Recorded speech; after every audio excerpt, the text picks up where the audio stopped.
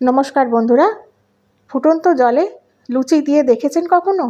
হ্যাঁ বন্ধুরা, অবাক লাগছে তো শুনে। তো এটা একটা দারুণ রেসিপি হয়, জানেন তো?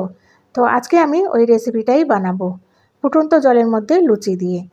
তো আশা করি আজকের রেসিপিটা আপনাদের ভালো লাগবে। এখানে আমি 1 কাপ আটা নিয়ে নিলাম। আপনারা ময়দা দিয়েও বানাতে পারেন বা হাফ আটা হাফ ময়দা দিয়েও বানাতে পারেন। এর মধ্যে দিয়ে দিলাম স্বাদ মতো নুন আর 2 চামচ তেল দিয়ে দিলাম। ভালো করে মিশিয়ে নেব আর অল্প অল্প জল দিয়ে একটা ডো বানিয়ে নেব, ঠিক যেরকম আমরা লুচি বা রুটির ডো বানাই ওই রকম। তো অল্প অল্প জল দিয়ে আমি আটাটাকে মেখে নিচ্ছি। মেখে নেওয়ার পর এর মধ্যে উপর থেকে একটু তেল মাখিয়ে আমি 5 মিনিটের জন্য রেস্টে রেখে দেবো। 5 মিনিট পর খুলে দেখে নিচ্ছি, তো এটা একদম রেডি হয়ে গেছে। আবার একটু মেখে নিলাম। মেখে নেওয়ার পর ছোট ছোট করে লেচি বানিয়ে নেব, ঠিক যেরকম আমরা লুচি বানাই ওই রকম। তো সব লেচিগুলোকে আমি গোল গোল করে পাকিয়ে নিচ্ছি, তাহলে আমার বেলতে সুবিধা হবে। তো সব পাকানো হয়ে গেছে। এবার আমি অল্প একটু আটা ছড়িয়ে দিয়ে এরকম ছোট ছোট করে লুচির মতো করে বেলে নেব। খুব মোটাও হবে না, খুব পাতলাও হবে না, এরকম করে। তো একটা বেলা হয়ে গেল, আবার আমি আরেকটা বেলছি। তো এইভাবেই সব কটাকে আমি বেলে প্রথমে রেডি করে রাখবো ডিশের মধ্যে। তো দেখুন এইভাবে আমি সব কটা রেডি করে রাখলাম। এবার কড়াইয়ে আমি জল ফুটতে দিয়ে দিয়েছিলাম।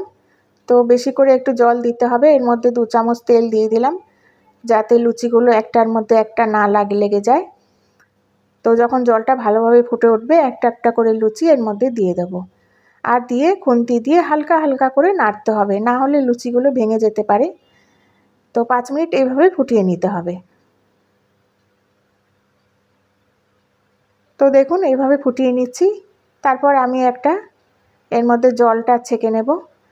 তো এর উপর দিয়ে আমি একটু ঠান্ডা জলও দিয়ে দেবো, যাতে এই লুচিগুলো তাড়াতাড়ি ঠান্ডা হয়ে যায়।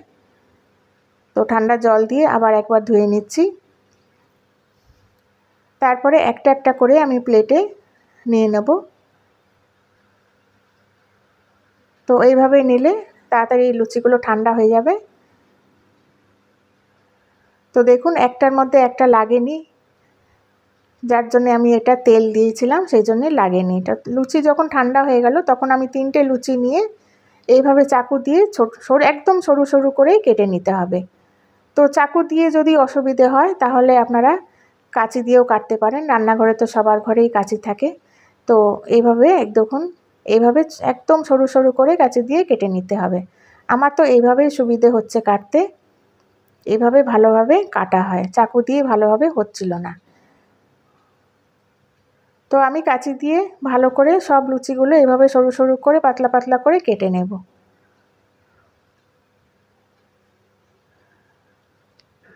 তো দেখুন এইভাবে আমি কেটে নিয়েছি।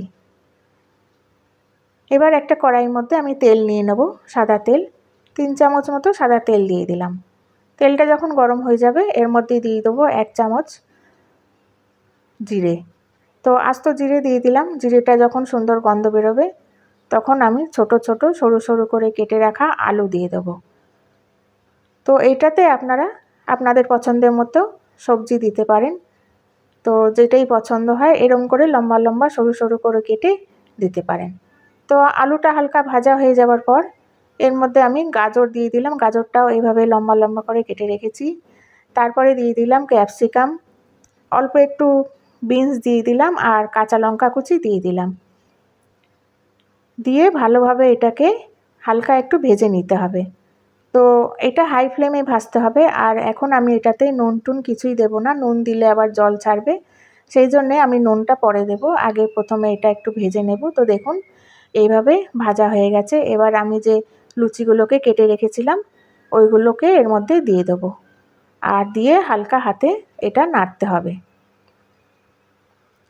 আমরা যেভাবে চাউ বানাই একদম ওইভাবেই, আর ভীষণ টেস্টি হয় খেতে।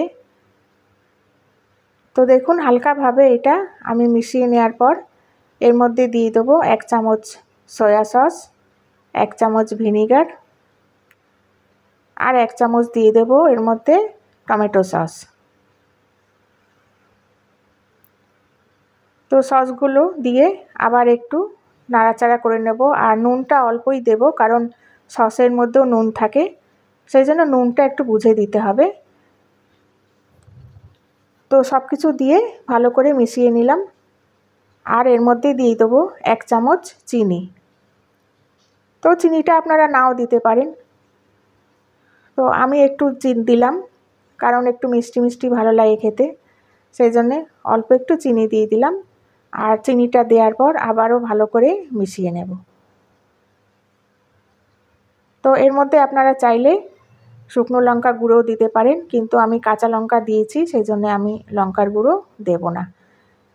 তো দেখুন আমার লুচির এই রেসিপিটা বা চাউয়ের রেসিপি যাই বলুন না কেন, একদম রেডি হয়ে গেছে। এবার আমি প্লেটের মধ্যে এটাকে সার্ভ করে দিচ্ছি। দেখুন, এর উপর দিয়ে আপনারা আপনাদের মনের মতো করে সাজাতে পারেন। আমি একটু এর উপরে শসা কুচি দিয়ে দেবো। তো আপনারা এর মধ্যে পেঁয়াজও দিতে পারেন, আজকে আমি পেঁয়াজ দিলাম না, পেঁয়াজ ছাড়াই করলাম। আবার একটু সস দিয়ে দিলাম। তো আমার এই রেসিপিটা একদম রেডি। তো আজকের রেসিপিটা আপনাদের কেমন লাগলো আমাকে অবশ্যই কমেন্টস করে জানাবেন। আর লাইক শেয়ার করবেন, প্লিজ সাবস্ক্রাইব করে দেবেন। তো আমি আবার একটা নতুন রেসিপি নিয়ে আসবো আপনাদের কাছে। আপনারা সবাই ভালো থাকবেন, সুস্থ থাকবেন।